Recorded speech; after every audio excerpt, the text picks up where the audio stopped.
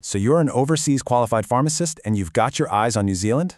Well, you've come to the right place. We're going to break down the entire non-REQR pathway step by step to give you a super clear roadmap to getting registered. Let's dive right in. Here's what we're covering today.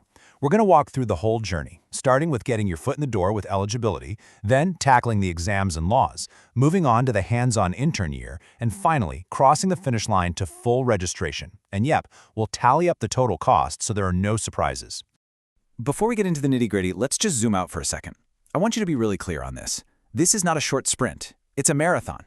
We're talking a total journey of about 2 to 3 years. It's a huge commitment, for sure. And our goal here is to make sure you understand every single piece of that puzzle.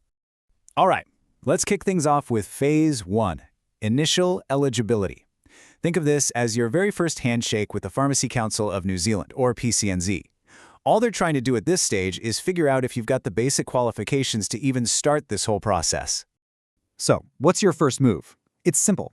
Your goal is to get your existing qualifications and work experience officially checked out. To do that, you just need to head over to the PCNZ website and find the Initial Consideration application. That's the form that gets the ball rolling. Now, what do you actually need to have ready to go? Well, it's the essentials. Your pharmacy degree, of course, proof that you're currently registered as a pharmacist back home, and evidence of relevant clinical experience you've gained after you got registered. Oh, and a super important note. If any of your documents aren't in English, you have to get them officially translated by a certified professional. And yes, this initial check comes with a fee. You're looking at 950 New Zealand dollars. Just keep in mind this is non-refundable, and you'll pay it directly to the PCNZ when you submit your application. So, once your application gets the green light, which can take up to 8 weeks, you officially earn a new status. You become actively seeking registration, and that's a really big deal. It means you're now in the New Zealand system, and you can even start working as a supervised pharmacy graduate while you work on the next steps. All right, moving on to Phase 2. This is where you really have to prove your stuff. It's all about demonstrating that your pharmacy knowledge is top-notch and, just as importantly, that you understand the specific laws and regulations for practicing in New Zealand. This phase really boils down to 2 key hurdles. First, you've got to pass the OPRA exam. That's the Overseas Pharmacist Readiness Assessment. And second, you have to complete the New Zealand Pharmacy Legislation course, or NZPL for short. You got to do both. Let's talk about that OPRA exam for a sec. What's fascinating is how it's weighted. Take a look at this. A whopping 45% of the exam is focused on therapeutics and patient care. That tells you right away that they're really prioritizing your practical, clinical skills and how you handle real-world patient scenarios. Okay, I need you to listen to this next part very carefully because it is absolutely critical. You only get 2 shots at passing the OPRA exam. That's it. 2 attempts. It's offered 3 times a year, and it's 120 multiple-choice questions that you have to finish in 2.5 hours. So yeah, the pressure's definitely on for this one. And what's the cost? The OPRA exam will set you back somewhere between 2,100 and 2,190 Australian dollars. And notice that's Australian dollars, because the exam is actually administered by the Australian Pharmacy Council. The other piece of the Phase 2 puzzle is the NZPL course. This is a required course you take through the University of Auckland. Its whole purpose is to get you completely up to speed on New Zealand's unique pharmacy laws, ethics, and regulations. You have to pass this and the OPRA before you can move on to the next phase. And that brings us to Phase 3, the intern year. You've proven your knowledge on paper, and now it's time to show what you can do in the real world. This is your chance to get that essential, hands-on experience in a New Zealand pharmacy. So your mission here is pretty clear. Gain that supervised practical experience.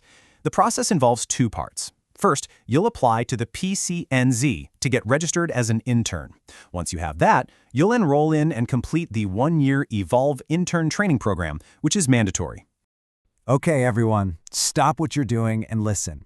This is, without a doubt, the most important deadline in this entire process. Applications for intern registration open only in December each year.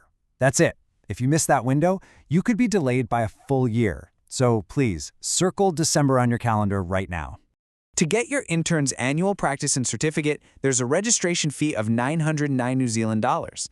Now keep in mind, that's what you pay to the PCNZ. The fee for the Evolve program is separate, and you'll pay that directly to them. You've made it. You've passed the exams, you've completed the practical year, you are so close.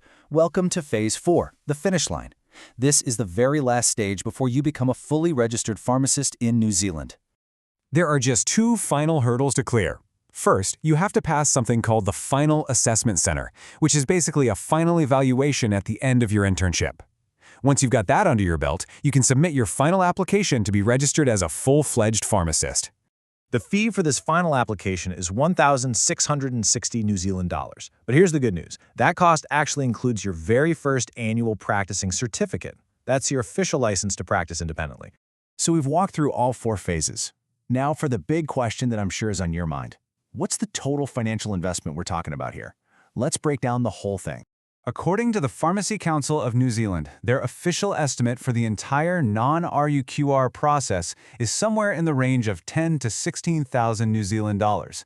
That number covers all the official fees from your first application all the way to your final registration.